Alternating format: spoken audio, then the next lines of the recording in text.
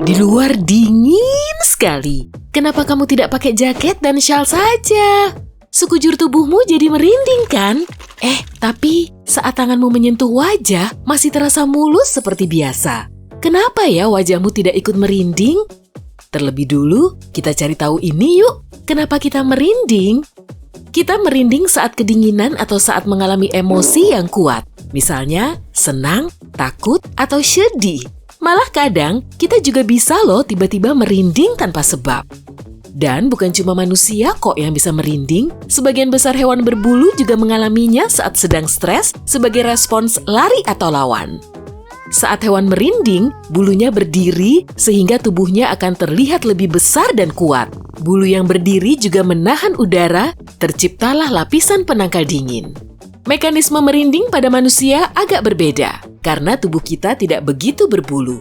Itulah sebabnya, saat tubuh mencoba membuat kita terlihat lebih mengintimidasi atau menghalau rasa dingin, mekanisme merinding tidak begitu berfungsi. Wah, pantas saja ukuran tubuh kita tidak akan terlihat membesar seperti kucing yang ketakutan. Lalu, kenapa kita merinding saat sedang emosi? Tubuh punya cara tersendiri untuk merespons emosi ekstrem kita.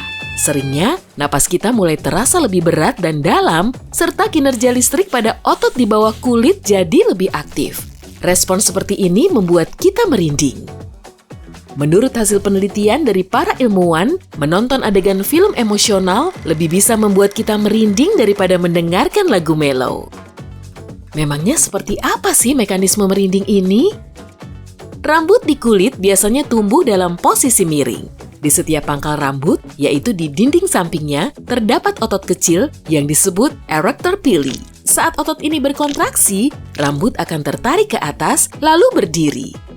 Lengan merupakan bagian tubuh yang paling cepat merinding.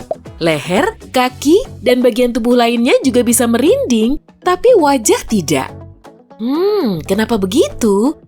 Kita tentu tidak pernah melihat wajah anjing, kucing, atau hewan berbulu lain yang bulunya berdiri, karena bisa menghalangi penglihatan.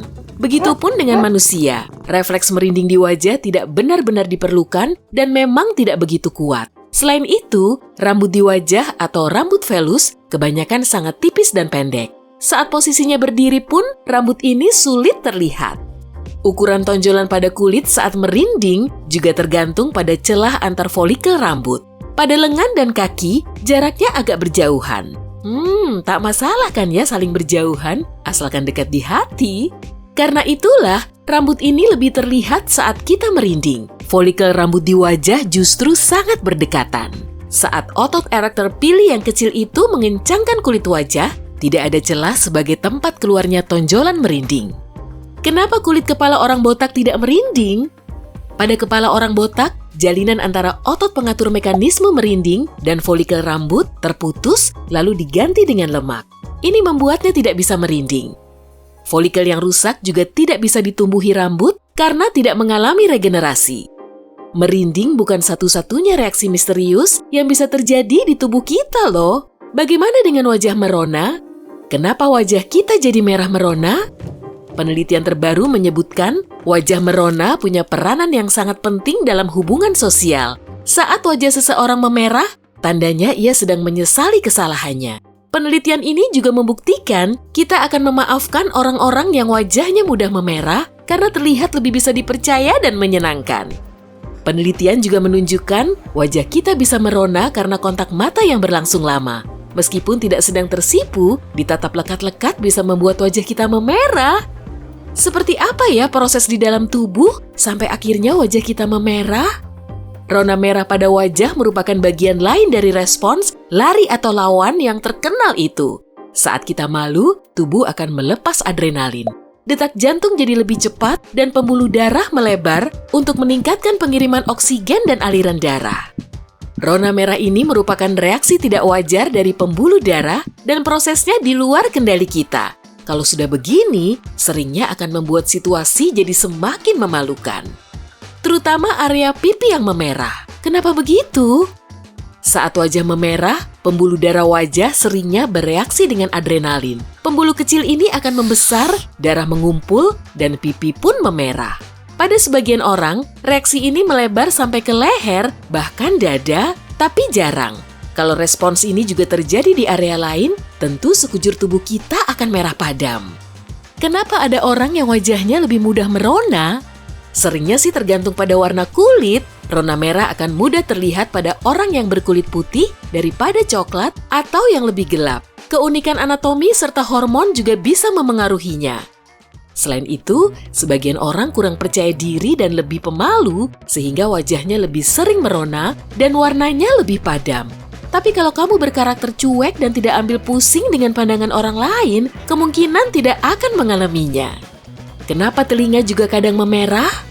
Kemungkinan ini juga bentuk reaksi tubuh terhadap emosi ekstrem, misalnya malu atau marah. Pembuluh darah akan melebar di area tertentu karena mendapat sinyal perintah dari sistem saraf. Kalau pembuluhnya melebar, aliran darah meningkat sehingga telinga memerah. Polanya jelas. Apalagi ya yang bisa dialami tubuh saat kita merasa malu, takut, atau stres? Ya, betul, berkeringat. Dan prosesnya jauh lebih rumit dari, ya pokoknya muncul begitu saja. Apa saja sih zat penyusun keringat dan kenapa rasanya asin? Sebagian besar berupa air yang tercampur dengan protein, gula, amonia, dan masih banyak lagi. Bahkan terdapat juga unsur logam kelumit dalam jumlah sedikit, misalnya tembaga, seng, nikel, besi, dan sebagainya. Keringat terasa asin karena mengandung natrium. Selain itu, semakin banyak garam yang kita konsumsi, akan semakin asin keringat kita. Tubuh berusaha membuangnya. Cara yang paling efektif dengan mengeluarkan keringat. Intensitas olahraga juga menentukan tingkat keasinan keringat kita. Semakin intens olahraganya, akan semakin banyak garam dikeluarkan dalam bentuk keringat. Nah, memangnya perlu ya kita berkeringat? Keringat bisa mendinginkan tubuh saat suhu di dalam tubuh naik karena panas, stres, atau olahraga. Keringat juga bisa menjadi alat komunikasi yang efektif. Kebanyakan orang pernah berkeringat karena dorongan emosi, misalnya rasa malu, takut, sakit, gelisah, atau gembira. Eksperimen membuktikan bau keringat bisa menginformasikan perasaan seseorang.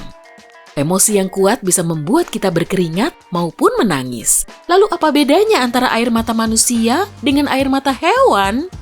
Banyak spesies mengeluarkan air mata untuk melumasi bola mata serta membersihkan debu dan kotoran kecil. Organisme yang mengeluarkan air mata emosional hanyalah manusia. Kerennya, air mata emosional dan air mata biasa punya kandungan kimia yang berbeda.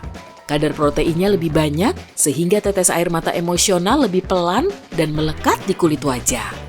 Para ilmuwan belum bisa menyingkap misteri air mata emosional ini.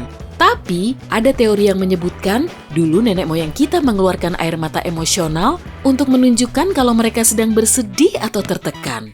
Dalam kondisi ini, mereka tetap aman kok. Karena cuma orang-orang terdekat saja yang bisa melihat air mata ini. Kenapa kuku kita membiru saat kedinginan? Salah satu alasannya, posisi jari tangan kita lebih jauh dari anggota tubuh lain, sama seperti jari kaki dan ujung hidung.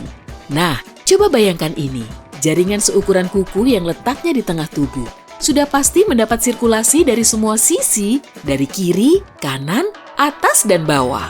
Tapi, ujung jari cuma mendapat suplai darah dari tangan. Saat dingin, pembuluh darah kapiler pada jari menyempit sehingga menghambat aliran darah. Saat sirkulasinya melambat, ujung jari dan kuku tidak mendapatkan suplai darah dan oksigen yang cukup. Dan semakin sedikit kadar oksigen di dalam darah, akan semakin gelap warnanya. Sebenarnya sih berwarna merah tua, tapi terlihat biru. Begitu tubuh kita kembali hangat, pembuluh darah akan terbuka dan warna kuku kembali pink seperti biasa. Coba aku lihat dulu warna kukunya. Kena kau! Hey, jika kamu belajar hal baru hari ini, klik tombol suka di video ini, lalu bagikan pada teman-temanmu. Inilah beberapa video menarik lainnya yang bisa kamu tonton. Klik saja video di salah satu sisi layar, dan ingat, tetaplah di sisi terang kehidupan.